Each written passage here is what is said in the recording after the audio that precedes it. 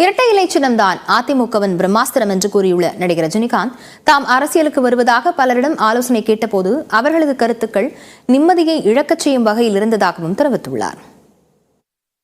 அரசியல் இருந்து விலகி இருந்த நேரம் அது ஜானகி அம்மா அவர்கள் வந்து அப்போவை பார்க்கறதுக்கு அந்த வீட்டுக்கு வந்திருந்தாங்க. ஸோ என் ஷூட்டில் இருந்துட்டு தெரிஞ்ச பிறகு ரஜினி ஃப்ரீயாக இருந்தால் அவரை கூப்பிடுங்க மீட் பண்ணுறேன்னு சொன்னாங்க. அந்த செய்தி வந்த உடனே நான் வந்து அவர் போய் பார்த்தேன். நிறைய விஷயம் வந்து சில படம் நான் பார்த்ததெல்லாம் பேசிட்டு இருக்கும்போது அவர் சொன்னாங்க, இந்த மாதிரி ராகவேந்திர படம் பார்த்த பிறகு அவர் எம்ஜிஆர் சார் அவர்கள் சரியாக ஒரு 15-20 நிமிஷம் அந்த உங்களை பற்றி அந்த படத்தை பற்றி பேசிகிட்டு இருந்தாங்க.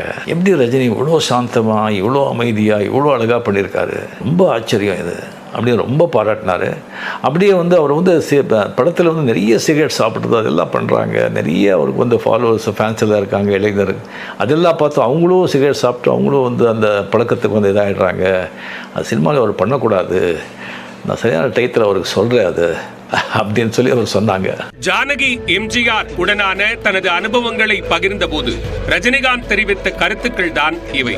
அதிமுக சார்பில் நடைபெற்ற மறைந்த முன்னாள் முதலமைச்சர் ஜானகி எம்ஜிஆரின் 100ஆண்டு விழாவில் ரஜினிகாந்தின் வாழ்த்துரை ஒளிபரப்பப்பட்டது. அதில் எம்ஜிஆர் மறைவுக்கு பிறகு ஜானகி அம்மாள் அரசியலுக்கு வந்தது ஒரு விபத்து என்று கூறினார்.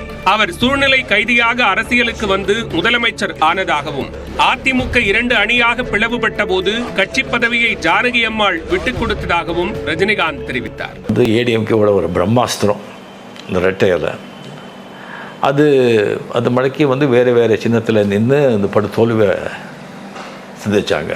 ஜானகி அம்மா அவர்கள் வந்து கம்ப்ளீட்லி வந்து யாருடைய ஆலோசனையை கேட்காம அப்படி உட்காந்து ஒன் டே அவரே முடிவெடுத்து ஜெயலலிதா அம்மையை அவரை கூப்பிட்டு, இந்த பாருமா, இந்த அரசியல் எனக்கு சரிப்பட்டு வராது, அதுக்கு நீங்கள் தான் கரெக்ட், நீங்கள் இந்த திறமை இருக்குது, அந்த தைரியம் இருக்குது, அந்த பக்குவம் இருக்குது, இந்த பெரிய அந்த கழகத்தை வந்து முன்னு கொண்டு வர்றதுக்கு அதை வந்து இன்னும் பெருசாகிறதுக்கு உங்களால் தான் முடியும், என்னால் இது முடியாது, எங்கே சைன் பண்ணுன்னு சொல்லு, நான் சைன் பண்ணுறேன்னு சொல்லிவிட்டு ஃபுல்லாக சைன் பண்ணி ரெட்டை இலையை வந்து வெளியே இது பண்ணி அது கம்ப்ளீட்டாக ஜெயலலிதா அம்மாவர்கிட்ட அதை ஒப்படைச்சு அரசியல் வந்து ஒதுக்கிட்டார். தான் அரசியலுக்கு வருவதாக அறிவித்த போது நடந்த சம்பவங்களையும் ரஜினிகாந்த் நினைவு கூர்ந்தார்.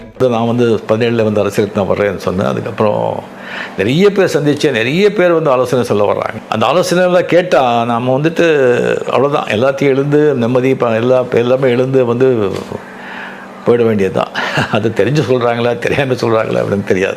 ஜானகி அம்மாளின் 100ஆண்டு விழாவை விமர்சையாக கொண்டாடும் எடப்பாடி பழனிசாமி மற்றும் அதிமுகவினருக்கு மனமார்ந்த நன்றி தெரிவிப்பதாகவும் ரஜினிகாந்த் கூறினார். எடப்பாடி அவர்கள் மட்டும் இதுக்கு ஏற்பாடு பண்ணியிருக்கிற அனைவருக்குமே வந்திருக்கிற அனைவருக்குமே என்னுடைய மனமார்ந்த பாராட்டுகள், என்னுடைய வாழ்த்துக்கள். நன்றி, வணக்கம்.